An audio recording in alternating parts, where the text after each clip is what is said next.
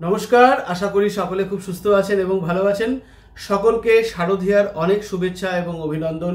পুজো তো প্রায় চলেই এলো, আর এই পুজোর সময় কিন্তু আমাদের কাছে জানেন তো এই সময়টা প্রচুর পেশেন্ট এরকম আসেন, এসে বলেন যে ডাক্তারবাবু পুজোর সময় তো প্রচুর ঘোরাঘুরি আছে, খাওয়া দাওয়া আছে বাইরে, ফলে এমন কোনো ওষুধ বলে দিন বা এমন কোনো ওষুধ প্রেসক্রাইব করে দিন যেগুলো খেয়ে আমরা অন্তত ভালো থাকতে পারবো। হ্যাঁ, পুজো মানে তো সত্যি প্রচুর ঘোরাফেরা করা, প্রচুর খাওয়া দাওয়া করা, তবে এর সাথে সাথে কিন্তু অ্যাসিডিটি, ইনডাইজেশন, ফ্ল্যাচুলেন্স, লুজ মোশন ইত্যাদি বিভিন্ন সমস্যা কিন্তু অনেকেই সাফার করেন।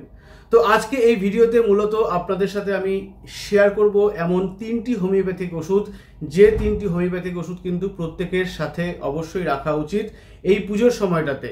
তাহলে অন্ততপক্ষে আমি আমার পূর্ব অভিজ্ঞতা থেকে বলতে পারি যে এই ওষুধগুলো যদি ঠিক মতন আপনারা ব্যবহার করতে পারেন বা সেবন করতে পারেন প্রয়োজন অনুসারে, তবে কিন্তু এই পুজোর সময় যে লাইফস্টাইলের যে সাডেন একটা চেঞ্জ হয়ে যায়, প্রচুর ঘোরাঘুরি হয়, রাত জাগা হয়, সঙ্গে বাইরে খাওয়া দাওয়া হয়, এরপরেও কিন্তু আপনারা সুস্থ থাকতে পারবেন।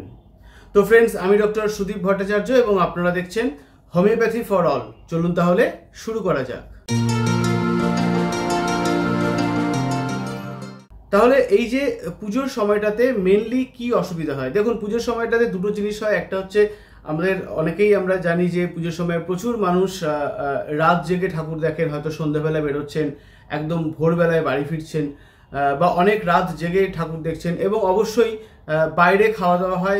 এবং এই যে তারা বাইরে খাওয়া দাওয়া করছেন, আপনারা এই বাইরে খাওয়া দাওয়া করার সময় দেখা যায় যে খাবারের যে কোয়ালিটি সেটাও কিন্তু সবসময় যে একদম খুব সুন্দরভাবে মেনটেন হয় তাও নয়। ফলে কি কি সমস্যা আসতে পারে, মেনলি ইনডাইজেশনের একটা সমস্যা কিন্তু এই সময় আমরা বেশিরভাগ পেশেন্টের মধ্যেই দেখতে পাই। তাহলে মেনলি কি কি সিমটমস দেখা যায়, যেই সিমটমসগুলো দেখা যায় সেটা হচ্ছে 1 নম্বর খিদে না হওয়া, পেট প্রচণ্ড ভার হয়ে থাকা, যেটাকে আমরা ব্লোটিং বা ফুলনেস বলি, পেটে প্রচণ্ড উইন্ড ফর্ম করে যাওয়া, এবং অনেকের ক্ষেত্রে বারে বারে ঢেকুর উঠতে থাকে, অনেকের প্রচণ্ড অ্যাসিডিটি হয়ে গলা বুক জ্বালা করে, অনেকের ক্ষেত্রে আবার লুজ মোশন বা স্টুল ঠিকমতো রেগুলার না হওয়া ইত্যাদি বিভিন্ন সমস্যা কিন্তু আমরা পেশেন্টদের মধ্যে বা মানুষদের মধ্যে দেখতে পাই। তাহলে আজকে আমি যে 3টে হোমিওপ্যাথিক ওষুধের কথা বলবো, সেই 3টে হোমিওপ্যাথিক ওষুধের মধ্যে প্রথম যে ওষুধটি, সেই ওষুধটির নাম হলো নাক্স ভূমিকা 30।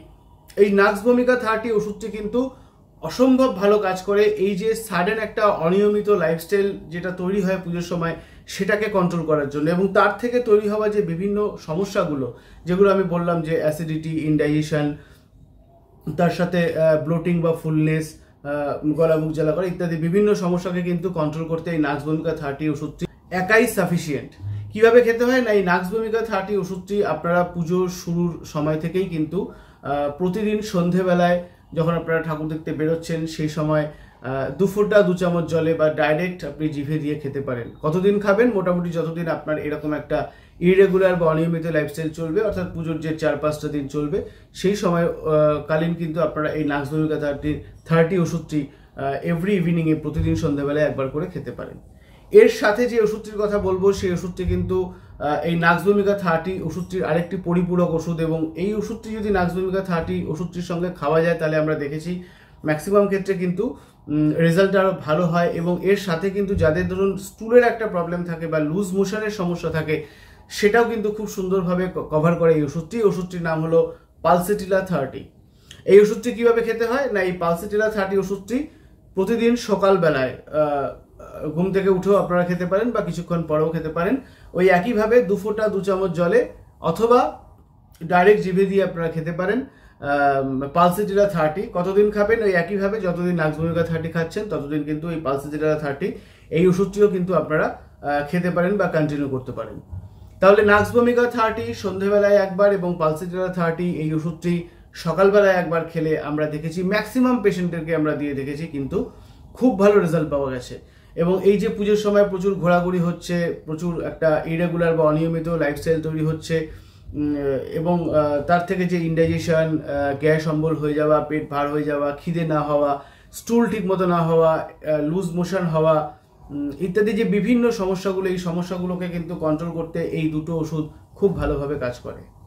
এরপরে যে ওষুধটির কথা বলবো সেই ওষুধটির নাম হলো মেন্থা পিপারেটা মাদার টিংচার।